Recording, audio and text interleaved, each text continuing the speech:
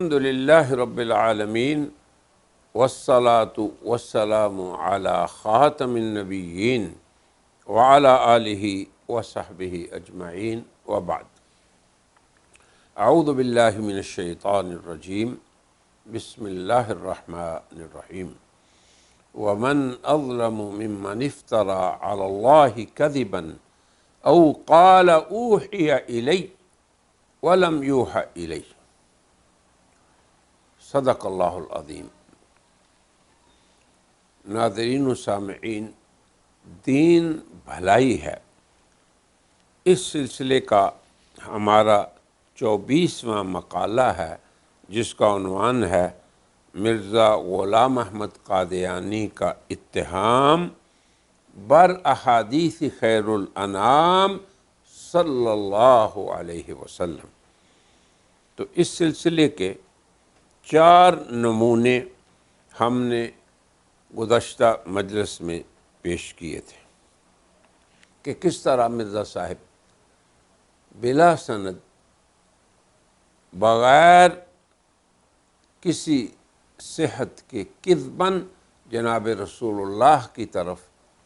اپنے باطل فکر کی نسبت کر دیتے ہیں، یا اپنی فکر کی تائید کے لیے خود حدیث وضع کر لیتے ہیں، یا صحیح احادیث کو بھی اگر ان کی فکر سے معارض ہیں تو انہیں رد کر دیتے ہیں۔ یہ 3 اسلوب تھے، تو ہم نے 4 نمونے اس کے پیش کیے تھے۔ ابھی ہم 5واں نمونہ پیش کرتے ہیں اور اسی سے آغاز آج کی مجلس کا کرتے ہیں۔ مرزا قادیانی 40 مندرج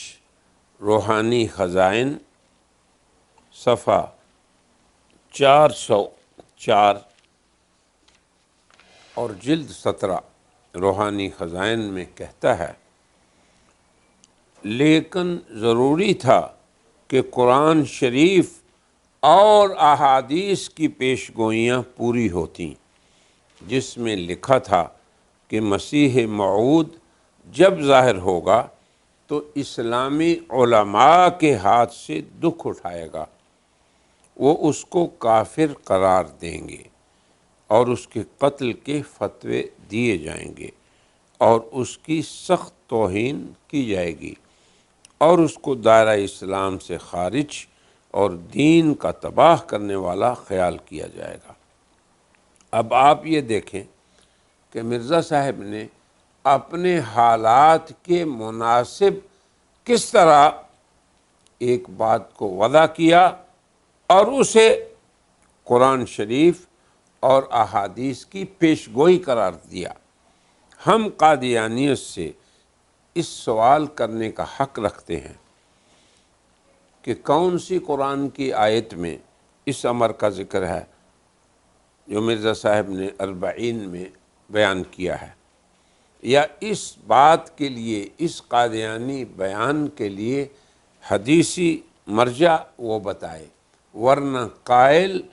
کا کاذب ہونا ٹھہر گیا۔ 6واں نمونہ مرزا صاحب کی وضع کا، وہ حقیقت الوحی مندرج روحانی خزائن 406 جلد 22 میں کہتا ہے، اب واضح ہوا کہ احادیث نبویہ میں یہ بھی پیش گوئیاں کی گئیں کہ حضرت صلی اللہ علیہ وسلم کی امت میں ایک شخص پیدا ہوگا جو عیسیٰ ابن مریم کہلائے گا اور نبی کے نام سے موسوم ہوگا۔ اب سوال یہ ہے کہ یہ بات جو مرزا صاحب نے کہی ہے، اس کا کہیں اتا پتہ ہے؟ یاد رکھیں، کسی بھی حدیثی مرجع میں، احادیث کی کتابوں میں سے کسی بھی کتاب میں کہیں بھی ایسا قول اور ایسا کلام موجود نہیں ہے۔ حقیقت یہ ہے کہ جب مرزا قادیانی نے کتاب و سنت کے خلاف دعوے کیے تو علماء اسلام نے اس کا شرعی حکم بتا دیا۔ اب جب اس کے دائرہ اسلام سے خارج ہونے، اس کے کذاب و دجال ہونے کے فتوے علماء اسلام نے دیے، تو مرزا صاحب نے اپنی تائید میں یہ بات وضع کر لی اور اسے آن حضرت صلی اللہ علیہ وسلم کی پیش گوئی قرار دے دیا، اور اپنی عادت کے مطابق، جیسے ہم نے پہلے ذکر کیا کہ وہ اپنے افکار و آراء اور اپنے دعووں کی تائید میں خود وضع کر لیتا ہے ایک بات کو، اور اسے پھر حدیث رسول کہہ دیتا ہے، حالانکہ اس کی ان باتوں یا ایسے بیانات کا احادیث نبوی میں نہ کہیں ذکر ہے اور نہ ہی کوئی اثر ہے۔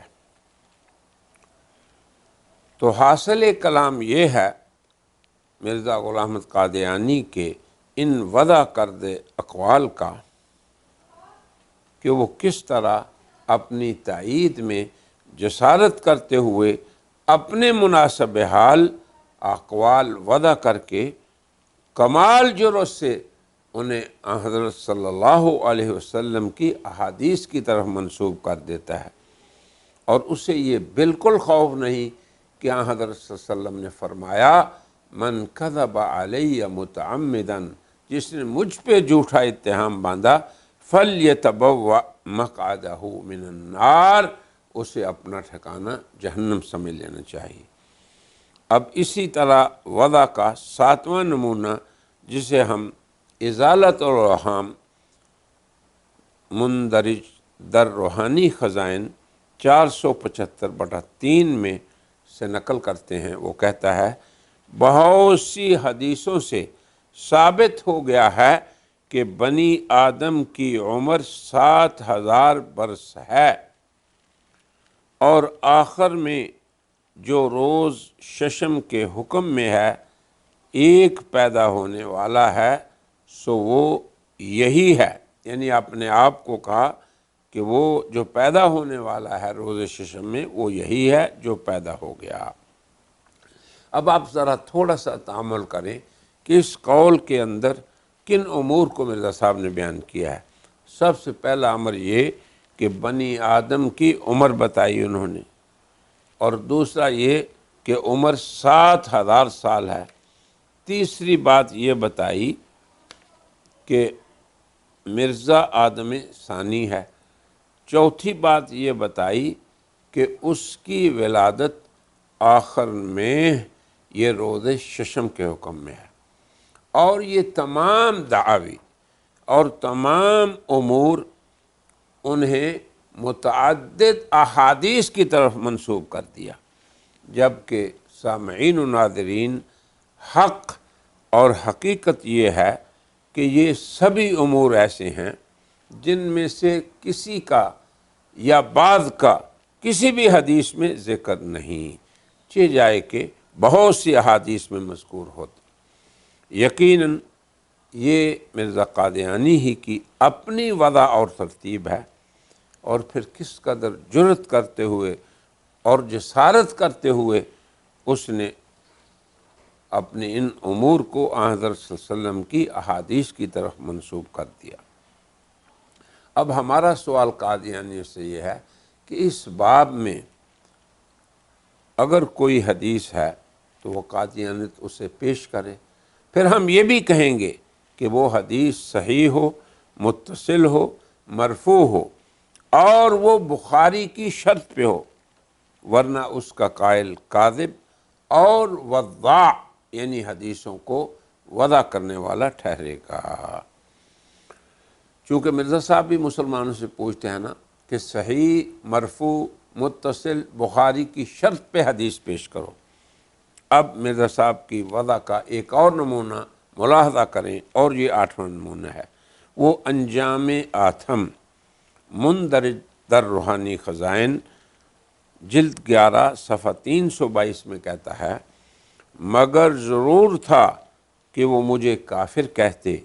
اور میرا نام دجال رکھتے، کیونکہ احادیث صحیحہ میں پہلے سے یہی فرمایا گیا تھا کہ اس مہدی کو کافر ٹھہرایا جائے گا، اس وقت کے شریر مولوی اس کو کافر کہیں گے اور ایسا جوش دکھلائیں گے کہ اگر ممکن ہوتا اس کو قتل کر ڈالتے۔ اب آپ دیکھیں کیسی جرأت ہے مرزا قادیانی کی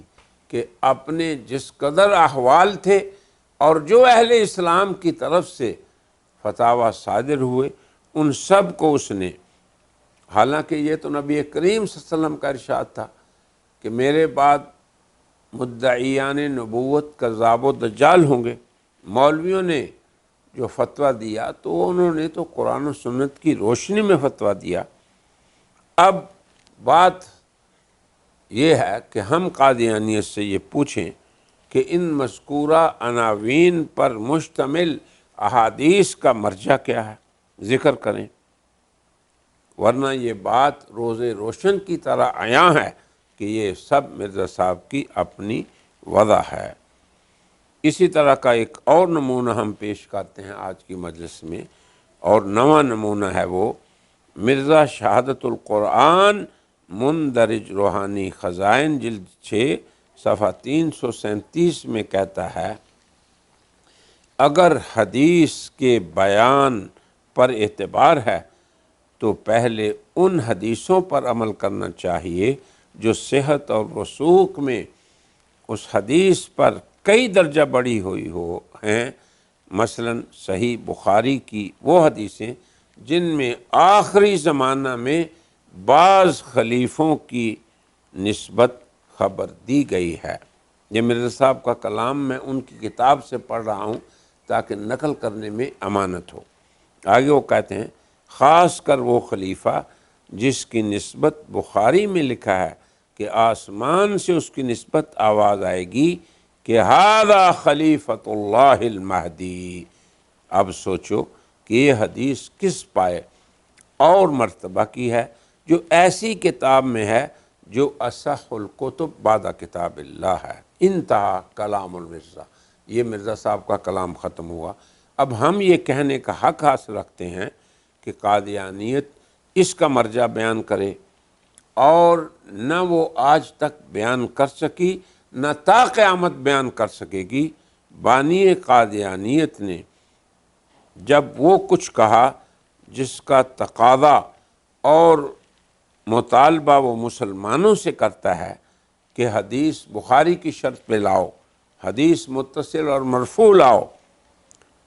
اور پھر اس نے اپنا یہ خود قول بھی بخاری کی طرف منسوب کر دیا۔ اور یاد رکھیں سامعین و ناظرین، بخاری ہر جگہ مل جاتی ہے، سہل الحصول کتاب ہے۔ اب جب مرزے کا قول بخاری میں نہیں پایا گیا اور نہیں پایا جائے گا اور ہرگز نہیں ہوگا تو قائل کا کذب ظاہر ہو گیا اور قائل کا کذاب و دجال ہونا متعین ہو گیا۔ تو اب آج کی اس مجلس میں ہم اسی پہ اکتفا کرتے ہیں اور یہ کہتے ہیں کہ دیکھیں کس قدر جسارت کی مرزا غلام قادیانی نے، اور قادیانی حضرات کو دعوت تأمل دیتے ہیں